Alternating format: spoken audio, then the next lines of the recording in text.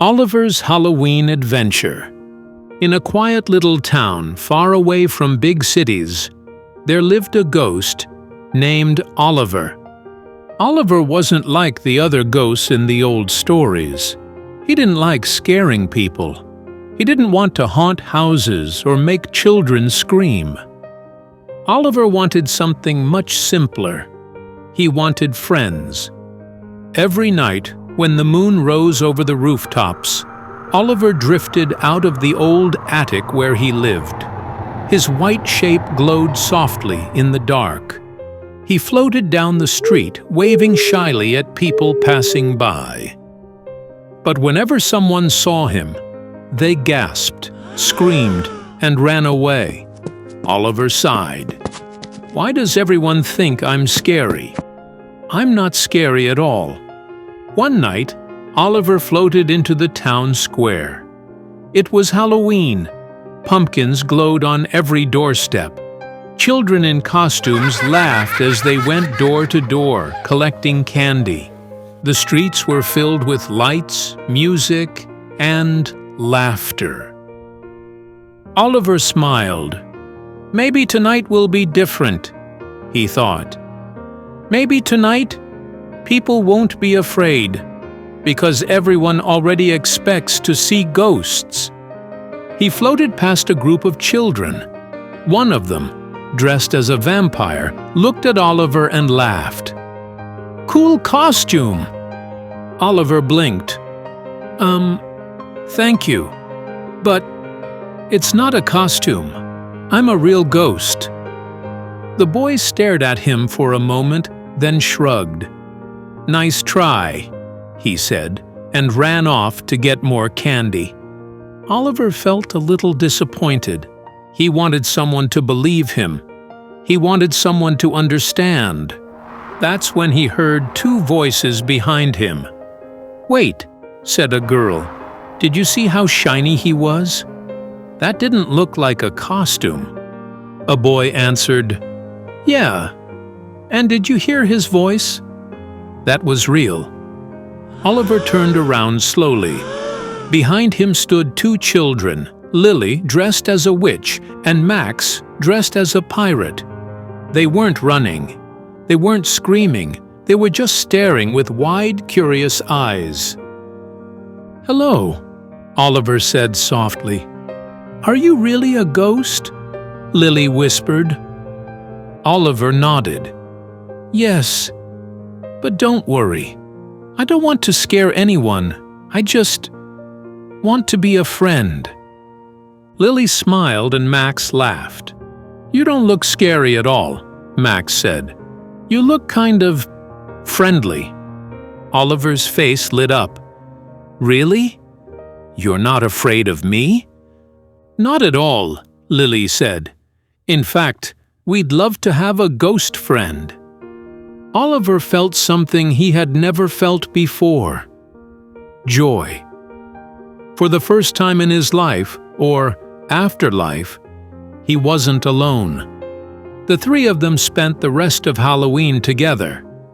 Oliver floated beside them as they went trick-or-treating. He helped carry their candy bags, which were starting to get very heavy. Sometimes he even made the pumpkins glow brighter by floating close to them, making other children say, "Wow, that's the best pumpkin I've ever seen." Lily and Max laughed all night. They showed Oliver how to say "trick or treat" at the doors, though of course, Oliver didn't need candy. Still, some people dropped extra chocolate bars into their bags because they thought Oliver's costume was so impressive. "See?" Max whispered to Oliver. "You're amazing!" "Everyone loves your glow." Oliver chuckled. "Thank you. I never thought I could fit in like this." But the night wasn't over yet. As they walked home, they passed by the old abandoned house at the end of the street. Everyone in town said it was haunted. Children always avoided it. "Do you really think ghosts live there?" Lily asked. Max shivered. Probably. Maybe even scary ones. Oliver floated closer to the dark, creaky porch. "There are no ghosts in there," he said. "I would know. I'm the only ghost in this town." "Really?" Lily asked. Oliver nodded. "Really?" People get scared because they don't understand. Just like they were scared of me. The children looked at each other. Then they walked up the steps of the old house with Oliver. Inside, it was dusty and quiet. The floorboards creaked, and the wind whistled through broken windows. But with Oliver by their side, Lily and Max weren't afraid.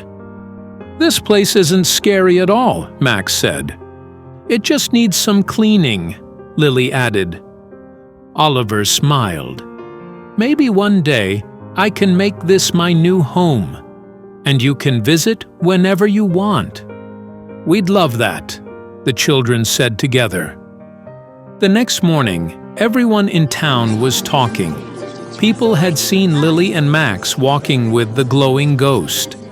At first, some didn't believe it, but when Lily and Max told the story, how Oliver was kind, how he helped them carry candy, how he kept the pumpkins shining, the town began to change their minds. Soon, Oliver wasn't hiding anymore. He floated happily through the streets, waving at people. Children laughed with him. Adults smiled when they saw him. Oliver finally had what he always wanted. He wasn't just a ghost. He was the friendly ghost, and the town's newest friend. And every Halloween after that, Oliver joined Lily and Max for trick-or-treating. Together, they proved that sometimes the things we fear can turn out to be the friends we need most.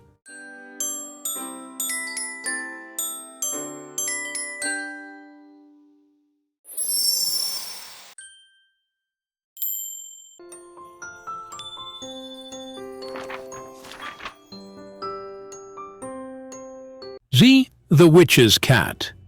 In a crooked little cottage at the edge of the forest lived a witch named Morgana. She wasn't a wicked witch, though she liked people to think she was. Morgana loved brewing colorful potions, stirring bubbling cauldrons, and flying across the sky on Halloween night. Her companion was a sleek black cat named Midnight. His fur shone like polished velvet, and his golden eyes glowed in the dark. Midnight followed Morgana everywhere, leaping gracefully from chair to shelf, curling up by the fire, and prowling under the moonlight. But Midnight had a problem. Everyone in the village was afraid of him. Whenever he walked through the streets, children pointed and whispered, "That's the witch's cat." Adults shut their doors, muttering about bad luck. Even other cats hissed and ran away. Midnight sighed. "Why does everyone think I'm scary?" "I'm just me," Morgana scratched behind his ears. "It's because they don't understand." But give them time. One day, they'll see your true heart. That day came sooner than either of them expected. It was Halloween night. Pumpkins glowed on every doorstep. Children in costumes filled the streets, and the air was alive with laughter. Morgana was busy preparing her magic show for the annual festival. She left Midnight at home curled by the window. But Midnight felt restless. "Maybe if I join the children, they'll see I'm not scary," he thought. And with a swish of his tail, he padded into the village. At first, things went badly.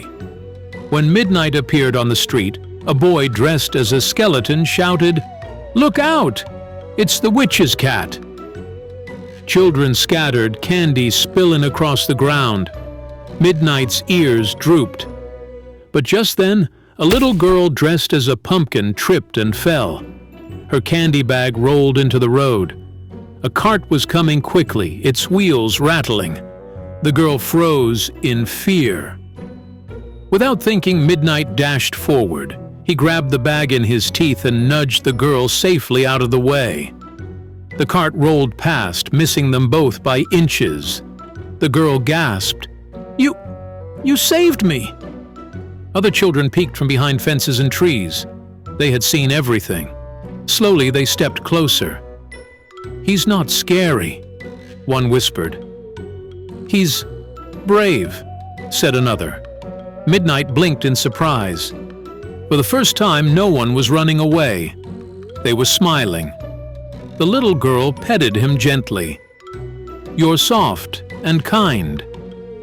"Thank you." Kitty word spread quickly through the village.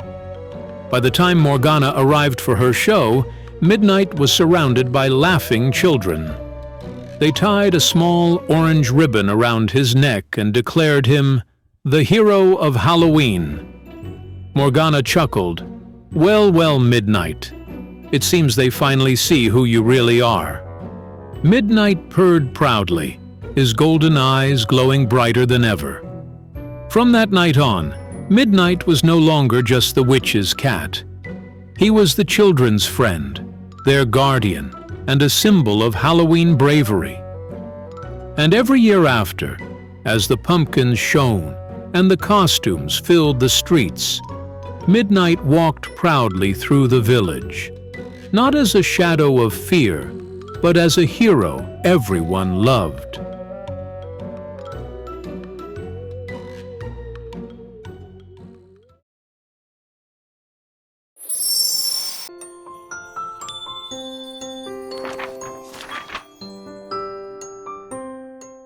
The Scarecrow, who wanted to dance. In the middle of a golden cornfield stood a scarecrow named Jasper. His hat was old and floppy, his shirt was patched with many colors, and his straw arms stretched wide to scare away crows. But Jasper had a secret.